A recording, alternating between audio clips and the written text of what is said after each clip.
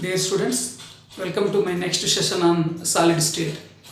In the previous class, I had explained the classification of the crystalline solids into molecular crystalline solids, ionic crystalline solids, metallic crystalline solids, and covalent crystalline solids.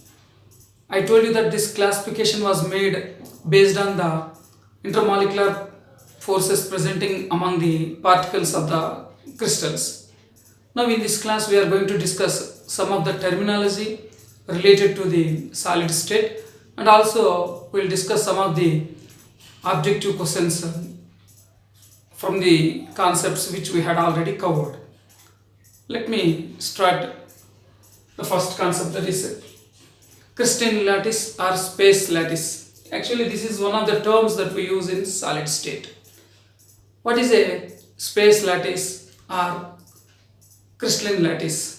Crystal lattice, I'll define.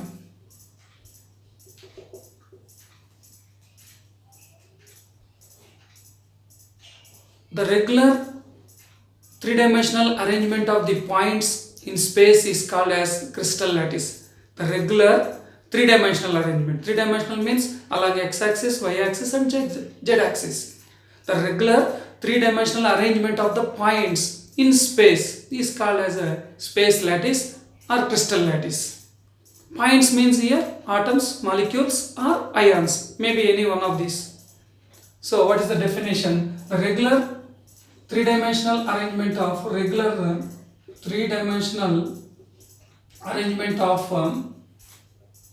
arrangement of particles, or we call it as points here. Points in space is called as a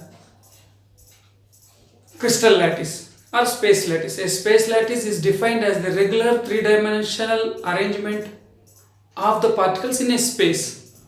Actually, to understand crystal lattice, we need to draw the three-dimensional structures on the board. Actually, in a solid state, not only our understanding but also our visualization of the geometrical structure is required. Of course, teaching aids can help us to understand in a better way, but still we need some visualization to understand the structures of crystals in better way. Why is two-dimensional structures are very easy to draw on the board and easily explain. Of course, three-dimensional also so, but only thing is it is somewhat complex to draw the three-dimensional structures on the board, so that our imagination and visualization is also required parallelly to learn the concept very clearly. Now let me try to draw one crystal lattice. So crystal lattice is nothing but regular three-dimensional arrangement of 3D arrangement of points in space. I will try to draw one lattice. Actually we have 14 crystal lattices are there. Those are called as Bravais lattices. 14 lattices are there. Those are called as actually Bravais lattice. Bravais, name of the scientist, lattices. I will explain. We will learn in the later part of the lesson. But altogether, how many lattices are possible? 14 lattices. Nothing but 14 different types of geometrical structures. You all know that crystalline solids are possessing definite geometry, so that all the crystalline lattice can be expressed in 14 types. It will belong, any crystal will belong to this one of the 14 lattices. We'll discuss later. First of all, I try to draw one crystal lattice or a space lattice. Any one lattice I try to draw. You may not be getting any questions to draw the structures of lattices, but this is helpful in understanding the three-dimensional structures of the crystals. So here just I am trying to draw one crystal lattice. Here at each corner, you please remember that there will be a point. There will be a point, nothing but a particle, nothing but an atom or a molecule or ion. Now these will be joined here. We will join with a straight line.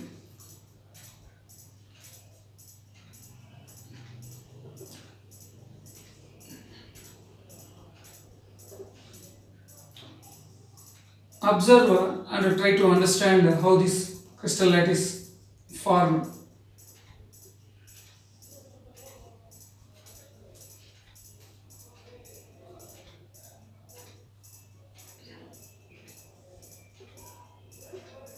You can clearly see there are points at each of the corners. Points means atoms, already I told you.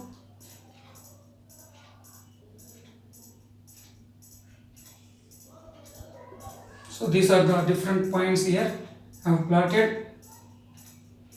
Again here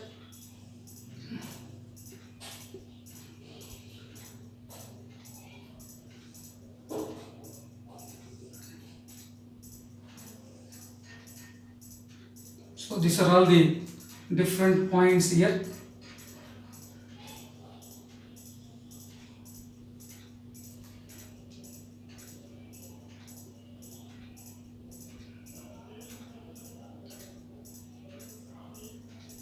So this is a sample crystal lattice or space lattice. This is a crystal lattice.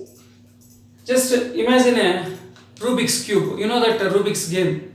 It will be in the cubical shape. So, but not all the crystals will be having a cubical geometry. I told you that there are 14 types of lattices are possible. One of them may be cubical. But to understand the crystalline systems, if you take the Rubik's tool, it will be very easy for you to understand.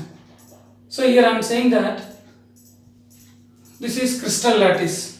What is the crystal? A regular 3D arrangement of points in space. This is the 3D arrangement of the points. But here you can take any one small cube here. You can take any one small portion here. There are several small cubes here.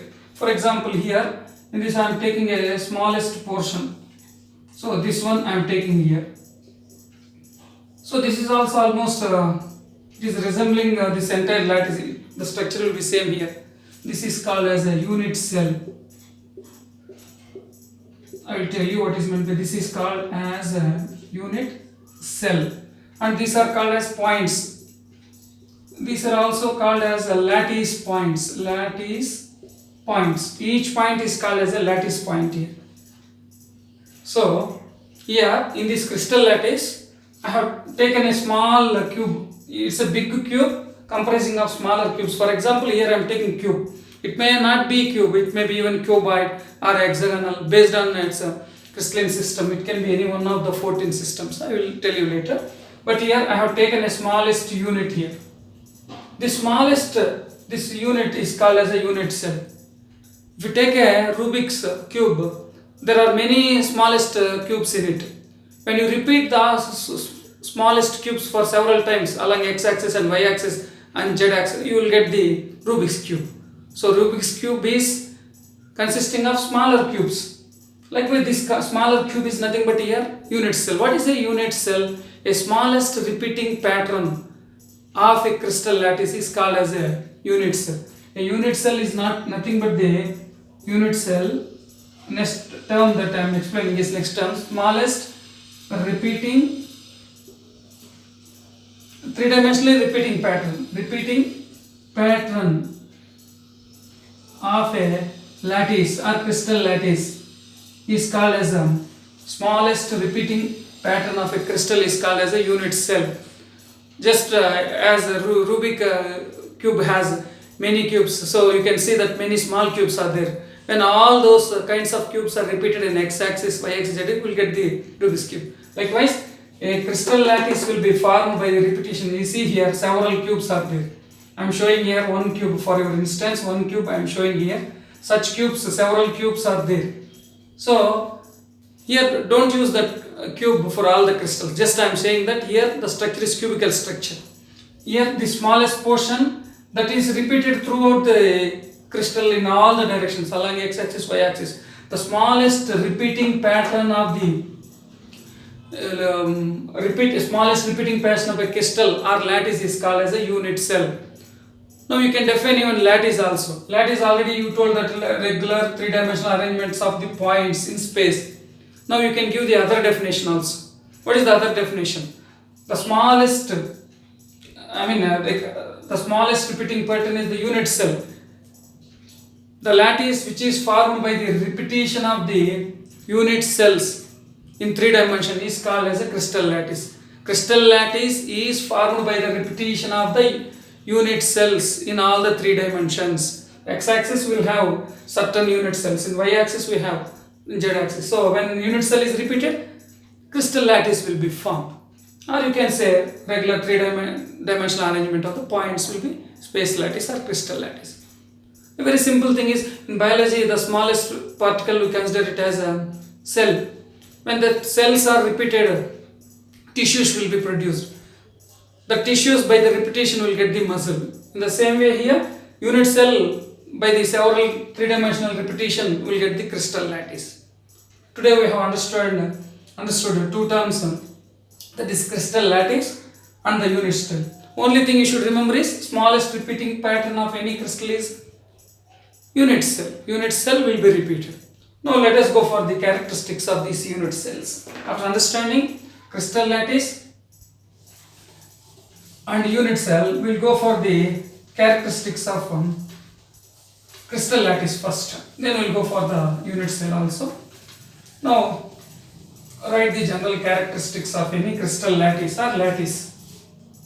First general property of any crystal lattice is, each crystal lattice consists of points known as lattice points. Here these dots represent the points. Each lattice or crystal lattice consists of points. These are called as the lattice points. Lattice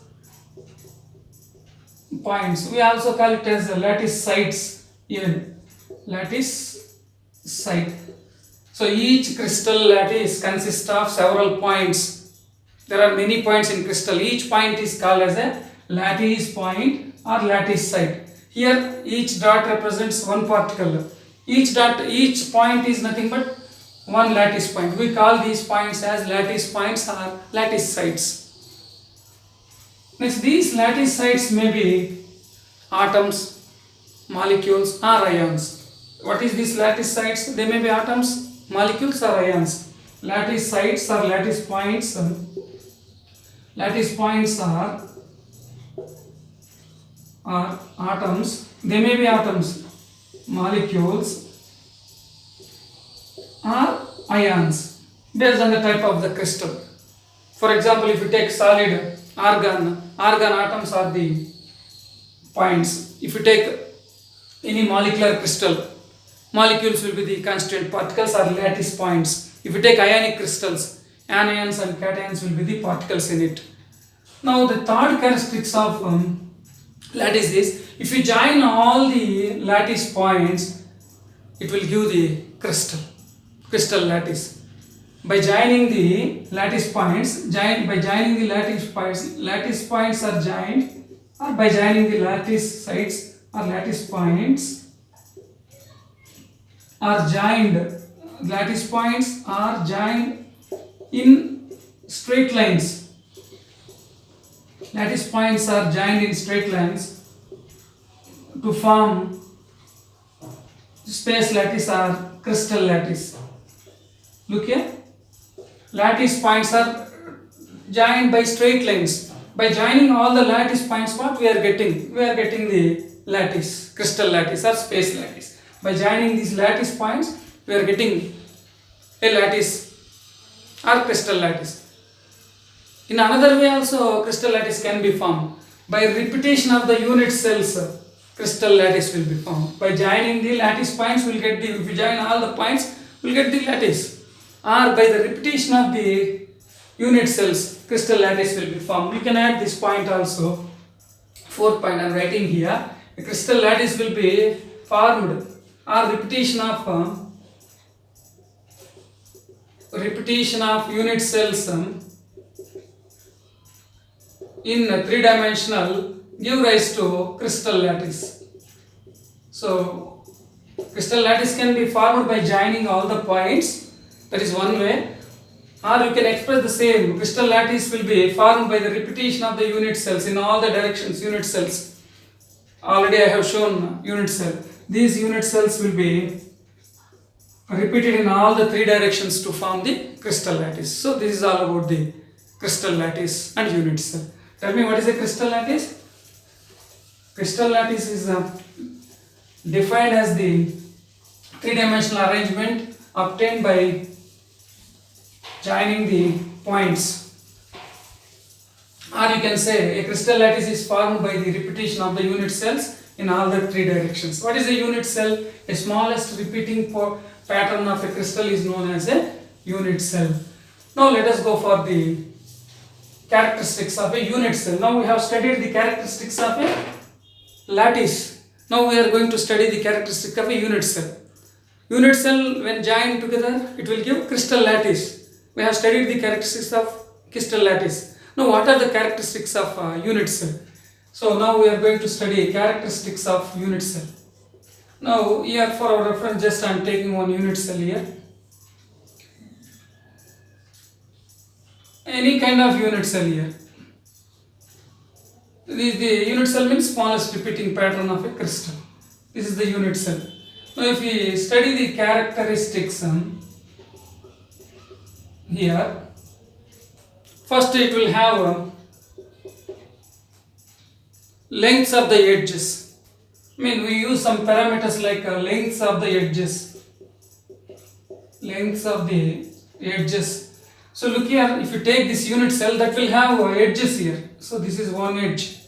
Each one is a point. Each point is nothing but an atom or molecular ion. The points are joined. Now this is one edge here. This is another edge. This is another edge. So altogether, how many edges we have?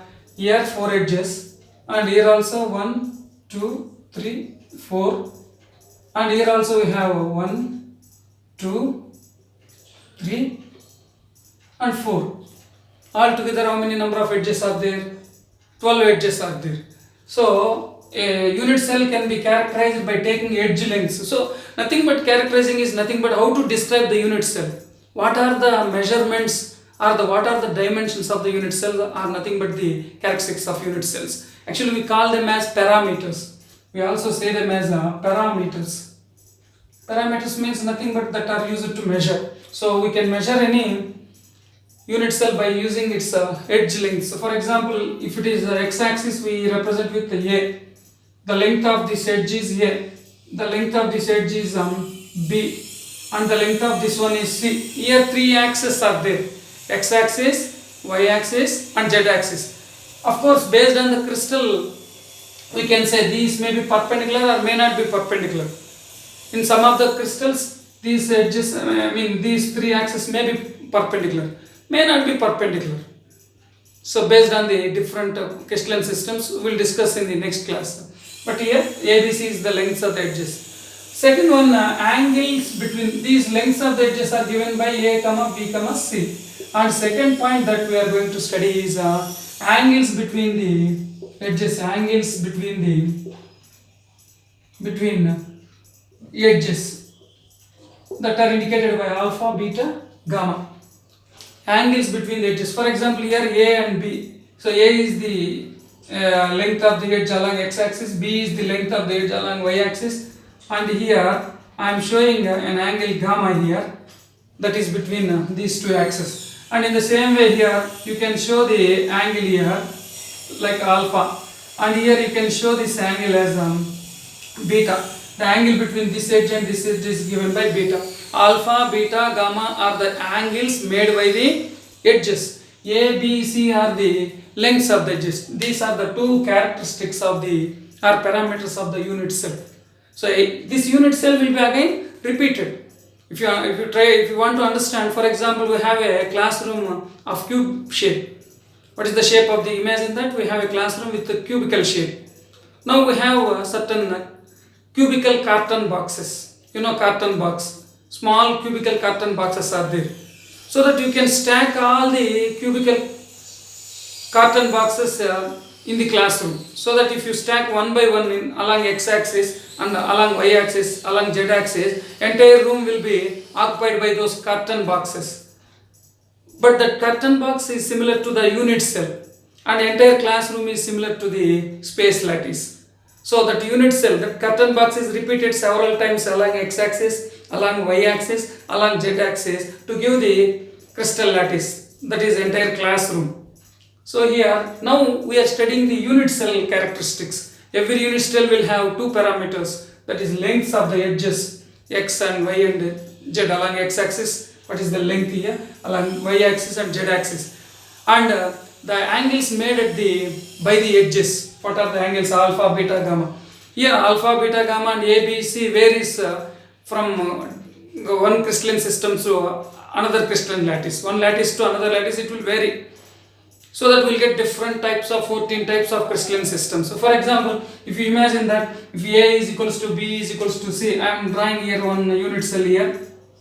See here, I am drawing one unit cell where A, B, C all are equal in length here. So this is A and B. Imagine that A is same as B is same as C. It's nothing but a cube.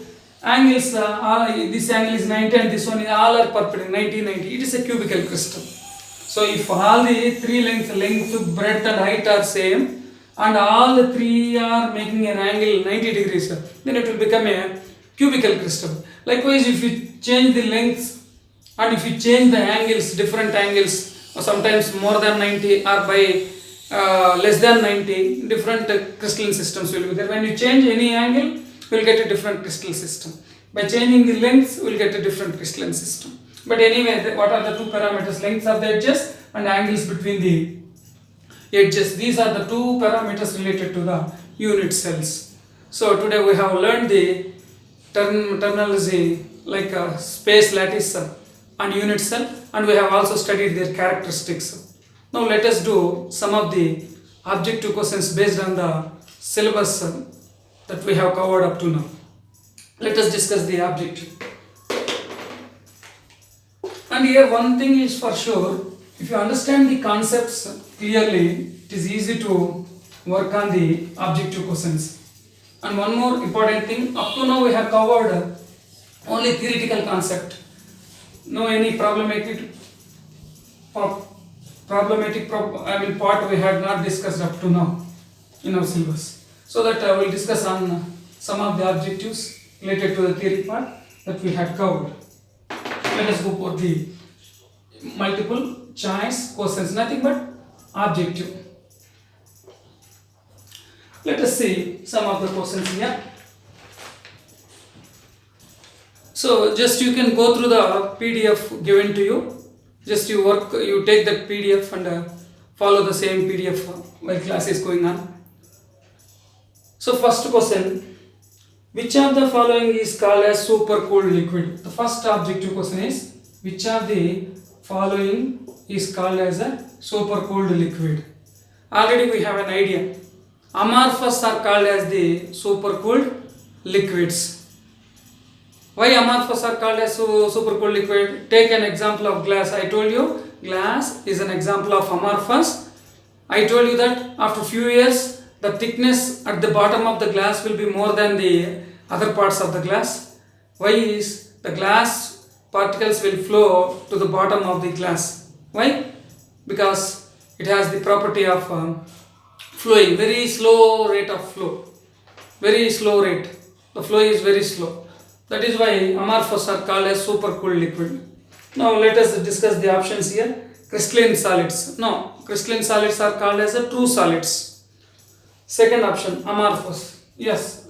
What are supercooled called as supercooled liquid? Amorphous are called as a supercooled liquid. And third one, liquids. Fourth option is gases. So the correct option is B, that is amorphous. If you see, third one liquids and fourth one gases. Liquids and gases together are called as fluids. Already told you that liquids flow as well as gas molecules can flow, so that those are collectively called as fluids. Now let us go to the second objective question. I2 crystalline is an example for I2 crystals, I2 crystals, iodine crystals are examples for number one, ionic crystals, We all know that all the crystals will be classified into molecular crystals, ion crystals, metallic crystals, and covalent crystals. Now I2 crystals. What are I2? I2 is a molecular crystal. In molecular crystals also there are three types: non-polar, polar and hydrogen bonded. We all know that iodine is a non-polar molecular crystal. It will not have any polarity because it is made up of same atoms. So it is nothing but a molecular crystal, that too non-polar molecular crystals. Let us see the option here.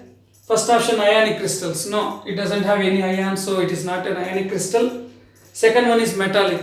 No, iodine is not a metal, so it is not a metallic crystal.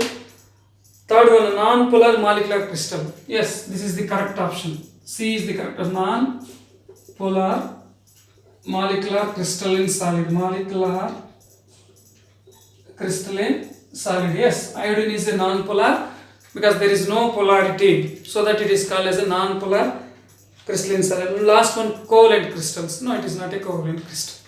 So this is the second objective question. Let us move to the third objective question. Third one, example for network solids. So here what is asked? Example for network crystalline solids or network solids. What are network solids? I told you that network solids are formed by the three-dimensional covalent bonding of atoms like carbon, diamond. So they have atoms as the constituent particles. These are three-dimensionally covalently bonded and very hard, I told you, except graphite. So that some molecules like carbon, diamond. Carbon is not a molecule. Diamond, here we can take giant molecule. Graphite. In graphite and diamond we have carbon atoms. And silicon carbide, aluminum nitrate, these are all called as network solids. So here what is a example for network solid? H2O, ice. First option is ice. Ice is not a covalent solid. It is a hydrogen bonded crystalline solid. In molecular crystalline solid, which type it is? A hydrogen bonded crystalline solid. Second one is silver. Silver, clearly you know that it is a metal. So that metals are nothing but metallic crystalline solids. Third one is a diamond. Diamond, we all know that carbon is the atom present in it. Carbon is sp3 hybridized in diamond and it is a tetrahedral in geometry. You know that carbons are tetrahedrally joined. Each carbon is joined with 4 other carbons by covalent bonds and it is very hard and also insulator. So what is the example for network solid? Diamond is the correct option here. Let us see the fourth one also, HCl. No, HCl is one example for polar molecular crystalline solid. HCl is a polar molecule, so that in solid state HCl is an example for polar molecular crystalline solid. So the example for network solid is diamond. That is nothing but option C. Now let us go for the fourth objective question. Which of the following is incorrect regarding the crystalline solids? Here some characteristics are given related to the crystalline solids. We have to find the incorrect statement. First one, they have sharp melting point. Yes, all the crystalline solids will have a sharp melting point. We know the difference between amorphous solids and crystalline solids. Amorphous solids do not have any sharp melting point. They have a range of melting points. But crystalline solids will have a sharp melting point. It is correct. Second one, isotropy. It is not correct here. So we have to find the incorrect option here related to the crystalline solids. So this is isotropy. We all know that crystalline solids are anisotropic, whereas amorphous solids are isotropic. Isotropy means showing the same physical properties in all the directions. Amorphous will show same physical properties in all the directions, but crystalline solids show different physical properties in different directions, so that crystalline solids are said to be anisotropic.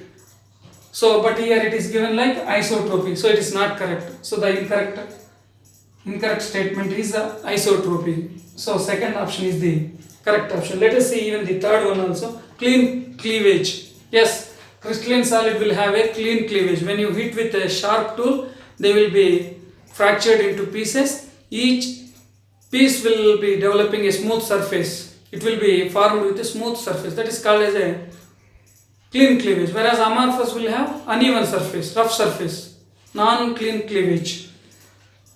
So this is also correct. And definite geometry. Yes, crystalline solids will have definite geometry. Only thing is, this is incorrect, isotropy. So the right option is second one. Let us go to the next question. The bonding in metallic crystals is explained by bonding in metallic crystals is explained by which theory explains the bonding in metallic crystals? First one, kinetic theory.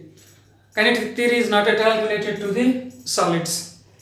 Second one, VSEPR theory. VSEPR theory do not explain the bonding in metals. You know that bonding in metallic crystals is metallic bond. A metallic bond, you know, it is the attraction between the metal cation and the electron. Metal cation is positively charged and it will exert an attraction with the electron, surrounded electron. So let us move to the next step, MOT. No, MOT won't explain the metallic bond. And last one, electron C model. Yes, this is the correct option. Electron C model or electron ocean model. You know that if you take any metal, according to electron C model, every metal will lose some electrons based on its valency. After losing the remaining part of the metal, that is cation, is called as kernel. Metal after losing electrons, it will become a cation. That remaining part, that cation, is called as a kernel. These kernels are surrounded by the sea of electrons. The sea of electrons are formed by the metals only. Metals have lost electrons. Those electrons have formed a pool of electrons. In that pool of electrons, kernels are floating. Now the metal cation will have an attraction from the electron. The electron and the metal cation will be attracting each other. That bond is known as metallic bond. So that metallic bond is explained by the electron C model. Bonding in metallic crystals is explained by the electron C model. Let us go for the some more objective questions. So these are all theoretical questions because up to now we have covered only the first part related to the theory. There is no any problematic part up to now, so that all the questions are related to the theory. Now let us go for the next objective question. Which of the following is a good conductor in solid state? Here the question is, which of the following is a good conductor of electricity in solid state? Or we are taking in solid state. Let us see the option. So first one is NaCl. NaCl is a ionic crystalline solid. We all know that ionic crystals are insulators in solid state, because if you take NaCl in solid state, its ions are not free to move. They are strongly bound. There is no free ions. If there are no free ions, it is not a conductor of electricity. So NaCl being ionic crystal, all the ionic crystals are non-conductors of electricity in the solid state. But when you prepare their aqueous solutions, or if you take their molten state, where you can have some free ions, you can have the free ions, so that in their molten state, ionic crystals are good conductors of electricity, and in aqueous solution form, they are good conductors of electricity, but not in the direct solid state. Let us go for the next option, that is diamond. Diamond is a insulator. We all know that diamond is insulator, which is a covalent crystalline solid. All the covalent crystalline solids are insulators except graphite. So diamond is a insulator. Next, graphite. Graphite is a good conductor of electricity in solid state also. Why it is only conductor is that one, graphite? Why? In graphite you all know that carbon is sp2 hybridized, so that each carbon will form 3 bonds with 3 other carbons.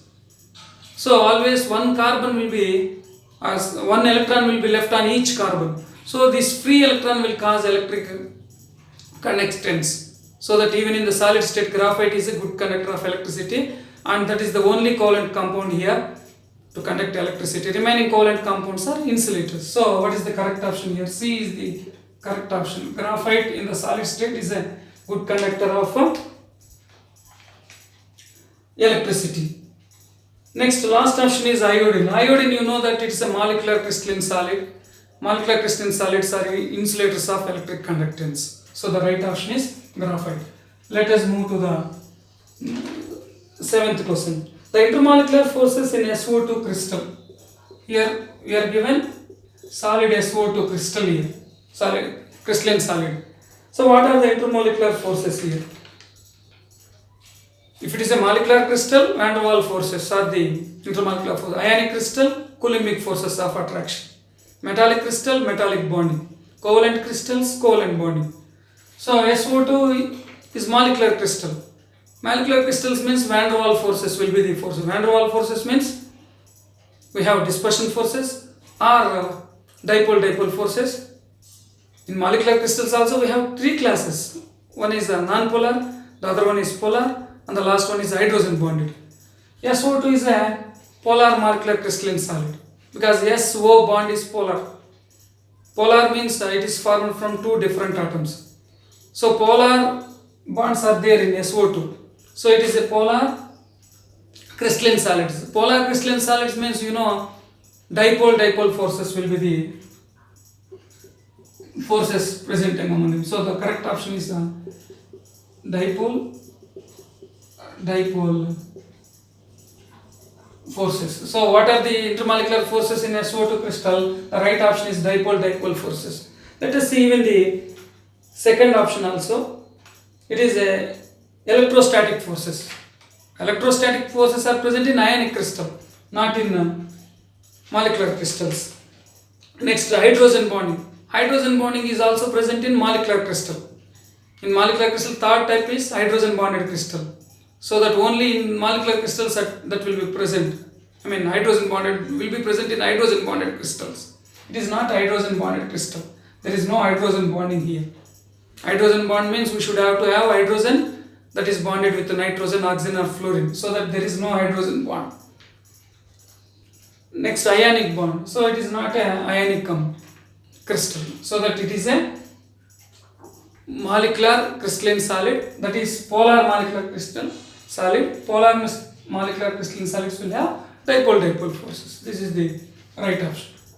Let us go for the next objective question. Lattice points in a crystal are. What are lattice points in a crystal? What are lattice points in a crystal? Just now we have discussed. Lattice points are nothing but atoms or molecules or ions or any one of those. So lattice points, option A molecules, B atoms, C ions, D all of these. All of these. So maybe atoms or maybe molecules, maybe ions, all are lattice points in any crystal lattice. Let us go for the next question. Graphite is soft and act as a lubricant due to. What is the reason for graphite soft nature and it can be used as a lubricant? What is the reason for it? You know the structure of graphite. It exists as layers, and between the layers we have weak van der Waals forces. As the forces are weak, they can slide, the layers can slide one on the other, so that it is very soft and act as a lubricant. Let us see the options here. sp3 due to sp2 hybridization. Of course, carbon is sp2 hybridized in a graphite, but that is not the reason for its lubricating property. Second one, it's non-crystalline state. It is given like graphite is considered as a non-crystalline solid. No, it is a crystalline solid. So second option is not correct. Third one, weak forces between the layers. Yes, weak van der Waals forces between the layers. That is nothing but weak forces.